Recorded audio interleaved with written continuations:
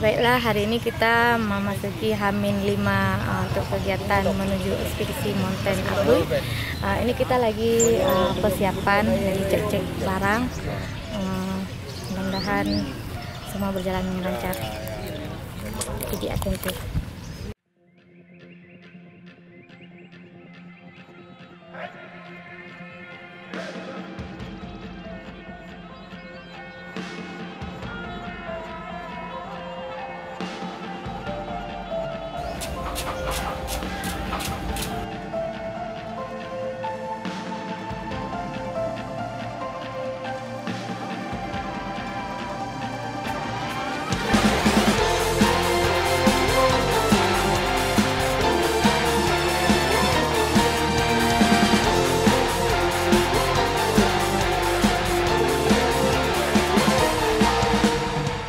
Nah, pendakian ini namanya ekspedisi Merah Putih, memperingati Hari Sumpah Pemuda di tahun 2020. Nah, kita kali ini lebih kepada pengibaran bendera merah putih itu di Gunung Apuy, tepatnya di Gampung Pucuk, Kecamatan Gempang, Kabupaten Pidi. Ini merupakan gunung satu-satunya gunung aktif, gunung api aktif yang ada di Kabupaten Pidi. Itu ketinggiannya sekitar 2.424 meter di atas permukaan laut. Kalau orang-orang biasanya menyebutkan dengan MDPL. Nah, pada dasarnya ini kegiatannya tuh inisiatif dari kawan-kawan Pidi Adventure. Nah, setelah itu kawan-kawan mencoba bergerak dan disahuti oleh pemerintah Kabupaten Pidi. Dalam hal ini Dinas Pariwisata, Kebudayaan, Kepemudaan, dan Olahraga. Dan kebetulan karena ini menyambut Hari Sumpah Pemuda, maka yang menyambutnya adalah bidang kepemudaan. Nah, selain itu, kita juga kerjasama dengan kawan-kawan komunitas yang lain. Tapi kalau dalam segi inisiatif, lebih kepada inisiatif dari kawan-kawan Pidi Adventure dari komunitas Cerita Pidi. Nah, dalam kegiatan ekspedisi ini temanya kita mengusung tema waktu itu adalah pendakian dan pengibaran bendera merah putih sebagai ajang bentuk kreativitas anak muda Pidi dalam mengembangkan dan mempromosikan daerah melalui potensi alam dan kegiatan-kegiatan adventure dan kegiatan-kegiatan outdoor yang bersifat positif, tentunya untuk tujuannya adalah untuk menghindari ataupun memberikan motivasi kepada anak-anak muda Pidi khususnya dan Aceh umumnya, bahwa kegiatan-kegiatan positif itu banyak yang bisa dilakukan, terutama kegiatan-kegiatan outdoor yang memang bermanfaat bagi daerah dan bagi dia dan bagi orang lain tentunya. Ada rasa tak biasa ku lakukan dengan penuh cinta. Wangi ilalang ikut merangsang semangat mudaku bergejolak kian hai teman. Semesta adalah petunjuk hidup yang terbuka untuk dibaca.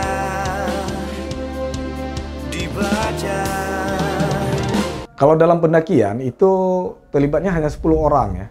Dalam pendakian itu terlibatnya cuma 10 orang, terdiri dari Mapala Universitas Jabal Everest, Universitas Jabal Ghafur Sigli, kemudian ada Mapala Loser Unsyah. Jadi kita seluruhnya ada 10 orang, 2 cewek dan 8 cowok.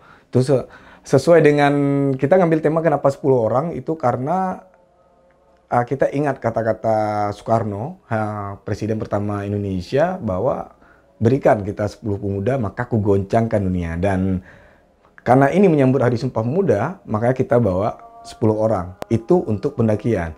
Tapi untuk tim pelaksanaan kegiatan ekspedisi Merah Putih ini, itu terdiri juga dari komunitas Pidi Kreatif, ada komunitas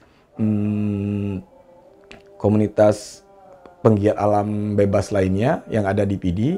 Terus ada Sangga Pusaka Nanggro juga, karena dalam tim ini tidak hanya pendakian saja, tapi juga kita punya dibantu oleh tim-tim kreatif yang memang mendukung seperti soundtrack, mendukung seperti bagian promosi, bagian pembuatan dan editing hasil karya kita melalui videografi dan fotografi.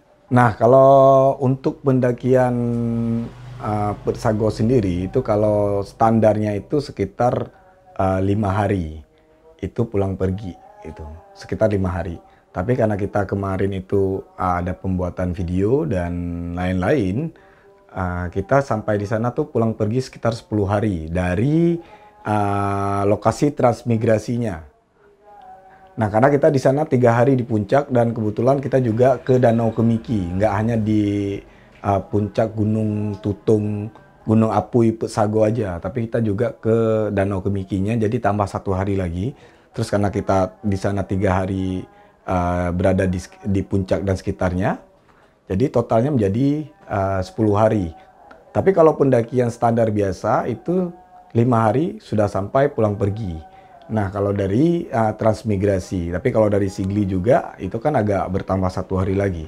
Nah, misi kita di sana selain misi utama adalah pengibaran bendera raksasa merah putih di puncak Gunung Apui Persago, kita juga punya misi memasang triangulasi atau monumen Gunung Apui dari PD Adventure. Jadi Gunung Apui itu padahal sudah didaki oleh para penggiat alam bebas dan pecinta alam itu sejak tahun 90-an. Tapi karena dia tidak punya triangulasi, maka misi kita adalah memasang triangulasi di puncak Gunung Apui, kemudian memasang pamflet pintu rimbanya untuk jalur pertama masuk menuju lokasi pendakian dari desa terakhir. Kalau kenapa Gunung Apui menjadi lokasi pengibaran bendera merah putih? Pertama, Gunung Apui itu paling eksotis sekarang di PD. Nah, karena dia merupakan gunung api satu-satunya yang aktif itu yang ada di Kabupaten PD. Dan kemudian adalah dia gunung yang paling eksotis ya.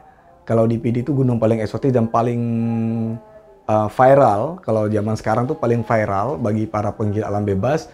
Dan untuk penggiat alam bebas atau pecinta alam aja, pecinta alam itu menuju Gunung Apui itu sesuatu yang luar biasa karena dia memiliki semua materi gunung hutan. Nah, jadi dia bisa dapat susur sungai, kemudian juga tebing juga dapat, terus kita juga nyeberang sungai juga dapatnya hutan lumut. Kita juga di situ dapat dengan rawa-rawa, dengan hutan pinus, kemudian kita juga dapat savana, terus juga ilalangnya dapat, binatang-binatangnya juga. Kalau rezeki kita itu kita dapat melihat binatang-binatang liar yang memang sudah jarang sekali itu bisa kelihatan di gunung-gunung biasa gitu. Kalau kendala secara bahayanya nggak ada sih. Tapi paling kendala-kendala yang kita dapatkan di sana adalah saat ada jalur-jalur yang memang sudah ketutup, terus ada jalur-jalur yang memang tertimpa pohon sehingga tidak terlihat. Kemudian kendala-kendala, kalau yang kendala-kendala signifikannya paling di rawa-rawa sama hutan gambut. Itu kalau di hutan gambut itu karena dia di peta yang kita pakai adalah peta topografi 1:50.000, dia ada sedikit bukit-bukit yang memang berada di bawah 25 meter. Itu kalau di peta topografi itu dibacanya tuh datar. Sehingga waktu kita lihat peta itu datar, tapi kenapa di situ ada sedikit gunung gitu. Jadi paling kebiasaannya orang-orang itu akan tersesat dengan hal-hal seperti itu. Nah, ini yang kendala-kendala. Tapi kalau kendala-kendala signifikan paling cuaca ya. Kalau cuaca yang paling ekstrim, cuaca ekstrimnya kalau hujan badai itu agak... kita pernah dapat sekali hujan menjelang malam, itu yang paling terkendala karena menjelang malam kita harus membuka tenda, harus memasak dan lain-lain. Itu paling kendala yang biasa didapat oleh para pendaki. Alhamdulillah pendakian kita kemarin tuh tidak ada gangguan dari binatang liar yang biasanya diceritakan oleh orang-orang pendaki-pendaki lain ya. Kita kebetulan kemarin tuh tidak melihat pun seekor rusa yang katanya memang banyak, tapi jejaknya tuh banyak sekali emang. Rusa di sana tuh katanya besar-besar, tapi kita nggak kelihatan. Terus gajah juga nggak kelihatan. Terus harimau juga nggak kelihatan, yang biasanya juga.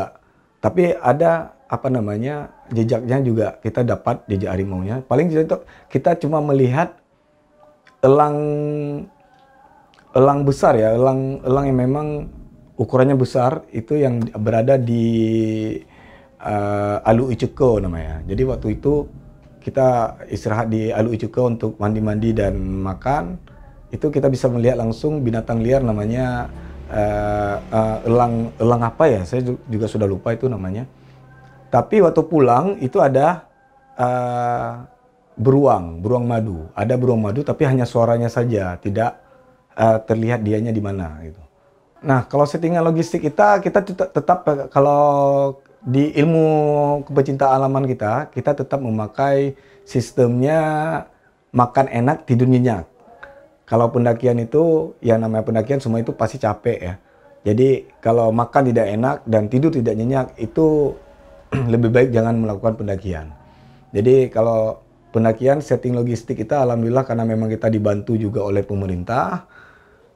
Alhamdulillah logistik kita itu lumayan bergizi, dan kepada para pendaki-pendaki yang mau mendaki Sago di kemudian nantinya, kita minta untuk mereka supaya mengeset logistik-logistik yang memang bergizi. Bukan enak saja, tapi memang juga harus bergizi. Kalau hanya untuk enak, saya rasa kalau tidak bergizi lebih baik jangan, karena kita akan menguras tenaga yang banyak, terutama Indomie ya. Jadi jangan kebiasaan para pendaki ini itu melakukan pendakian makannya itu Indomie. Karena Indomie itu setelah kita makan itu proses untuk menjadi tenaga itu lama, 2-3 jam kemudian baru dia dapat menjadi tenaga. Dan lebih bagus itu makanan yang memang cepat menjadi tenaga, pisang, buah-buahan, tentunya karbohidrat yang tinggi yaitu nasi. Selain itu makanlah kentang, wortel, itu makanan-makanan seperti itu yang memang tahan, dan protein seperti telur itu memang konsumsi yang memang diwajibkan sih untuk para pendaki supaya karbohidrat dan tenaganya itu cepat kembali setelah makan. Kita